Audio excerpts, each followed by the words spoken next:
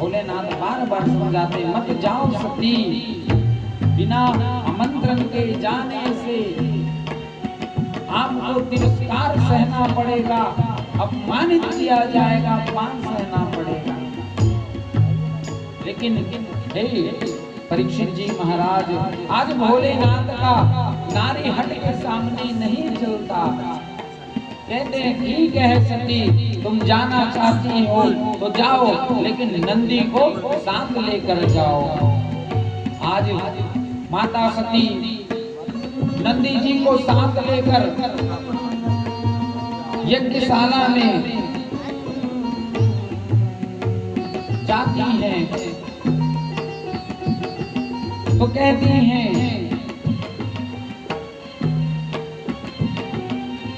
कि नंदी, आप हमारे स्वामी तो नहीं आए, लेकिन आप चलो हमारे साथ। देखना पिताजी सब चीज भूल के मुझे गले लगा लेंगे। चले जाते हैं।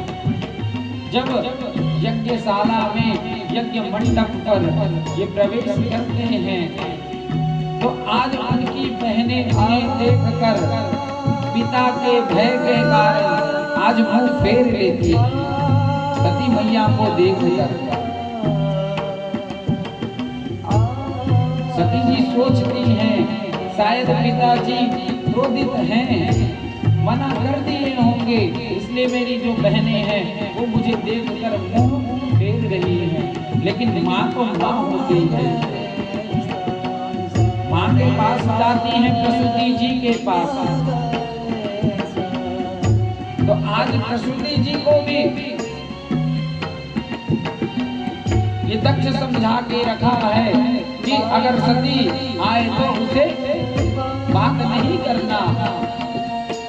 माता प्रसूति भी आज स्नेह करना चाहती है सती जी को, लेकिन बात नहीं करती। दक्ष के भय के कारण केवल देख के मुस्कुरा देती है, अपने हृदय पर पत्थर रखकर चली जाती है। माता सती को बहुत बुरा लगता है कि बहन देखकर मुंह फेर ली, मेरी जन्मदात्री माँ ने मुझे देखकर केवल मुस्कुराई, मुझसे बात नहीं की। फिर सोचती है शायद माँ व्यस्त होगी, क्योंकि अनेक अतिथि आए हैं। यज्ञशाला में प्रवेश करती हैं कि मैं अपने पिताजी से मिलूंगी, और जब पिताजी मुझे देखेंगे तो सभी क्रोध भूल जाएंगे और मुझे पुनः अपना लेंगे। यज्ञशाला में माता सती जब प्रवेश करती हैं, तो आज यज्ञशाला में ऊंचे सिंहासन पर दक्ष प्रजापति बैठा है, और जब सती को आते दक्ष प्रजापति देखता है तो अपने सिंहासन से खड़े होकर कहता है, रुक जाओ सती, वहीं रुक जाओ। आज अहंकारवश शंकर से शत्रुतावश देश रखने के कारण आज शंकर जी की पत्नी सती जो दक्ष की पुत्री है, आज उसी पुत्री को दक्ष प्रजापति कहता है कि सती, तुझे इतना भी ज्ञात नहीं कि किसी के यहाँ बिना आमंत्रण के आया नहीं करते। तू जब तक यहाँ थी तब तक तू विवेकशील थी, लेकिन जब से उस कपाली,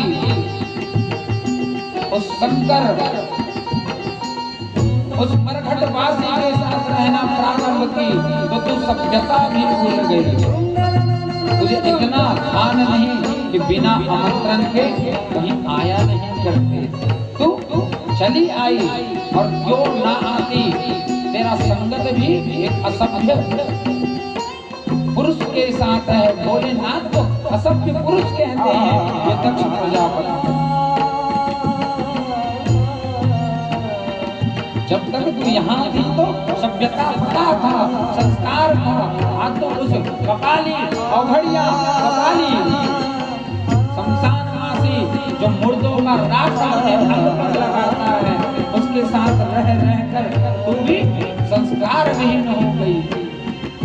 भोलेनाथ को अनेकानेक ये दक्ष प्रजापति संबोधन करते हैं। आज माता सती सोचती है कि मैं जिस पिता के कारण यहाँ आई, आज वही पिता मेरा तिरस्कार कर रहे हैं। और मैं शंकर जी ने मुझे कहा कि मत जाओ सती, मैंने शंकर जी का भी कहना नहीं माना और मैं इस पिता के लिए आई जो मेरे पति को बुरा भला कह रही है, जो मेरे पति को बुरा भला कह रहा है। और शास्त्र कहता है कि वो पत्नी नरकगामी होती है जो अपने कान से अपने पति की निंदा सुनती है। आज मैं अपने पति की निंदा अब नहीं सुन सकती। आज माता सती कहती है कि हे दक्ष, अब शांत रहो, मर गई तुम्हारी सती तुम्हारे लिए, अब तुम्हारे और हमारे बीच पुत्र और पुत्री और पिता का रिश्ता नहीं रहा। जब से मैं आई हूँ तब से आप मेरे पति का निंदा कर रहे हो, मैं सुनती रही, लेकिन अब आपने मर्यादा का उल्लंघन कर दिया। अब चुप हो जाओ दक्ष प्रजापति। आज माता सती अपने पिता को पिता नहीं, आज नाम से संबोधित करती है। शांत रहो। माता सती सोचती है अब मैं क्या करूं, मैं वापस भी नहीं जा सकती कैलाश, और ना मैं यहाँ रुक सकती। आज माता सती सोचती है कि वैसे भी शंकर जी ने मेरा मन ही मन को त्याग कर दिया है, अब मैं शंकर जी से मिल नहीं सकती, तो क्यों ना इस शरीर का मैं अब त्याग करूं। माता सती सोचती है कि मैं अब अपने इस शरीर का त्याग कर दूं और अपनी अंगूठा से योग अग्नि को प्रकट करते हैं, और माता सती उस योग अग्नि में अपने शरीर को जला देती है, अपने शरीर का त्याग माता सती करती है।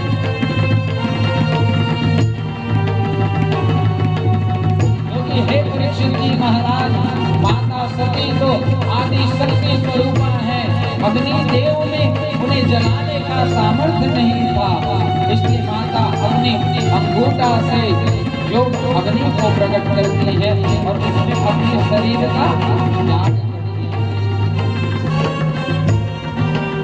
नंदी जी इस समस्त घटना को जाकर भोलेनाथ जी को बताते हैं कि किस प्रकार दक्ष प्रजापति ने आपका अपमान किया।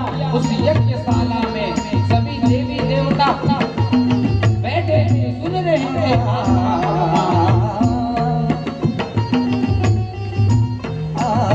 नंदी कहते हैं कि इस बात को माता सती ने बर्दाश्त नहीं कर पाई और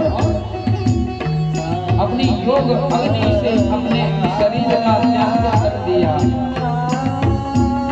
जब भोलेनाथ ये बात सुनते हैं तो आज होकर भोलेनाथ खड़े हो जाते हैं और अपने सिर को जटाओं को खोलते हैं और अपनी जटाओं से एक बाल तोड़कर पत्थर पर पटकते हैं, जिससे वीरभद्र प्रकट होते हैं।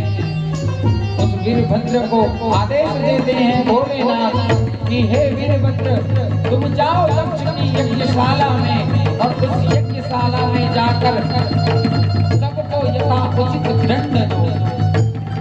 वीरभद्र जी यज्ञशाला में जाते हैं और जो शंकर के बारे में गलत सुना है उनका वीरभद्र कान काटते हैं, तो शंकर जी के बारे में अपवाद बोले हैं उनका जीव काटते हैं, यथा उचित सबको दंड देते हैं। वीरभद्र सबको यथाउचित दंड देते देते देते दक्ष प्रजापति के पास पहुंचते हैं। और हे परीक्षित जी महाराज, आज वीरभद्र अपने तलवार से, अपने खड्ग से दक्ष प्रजापति का शीश काट देते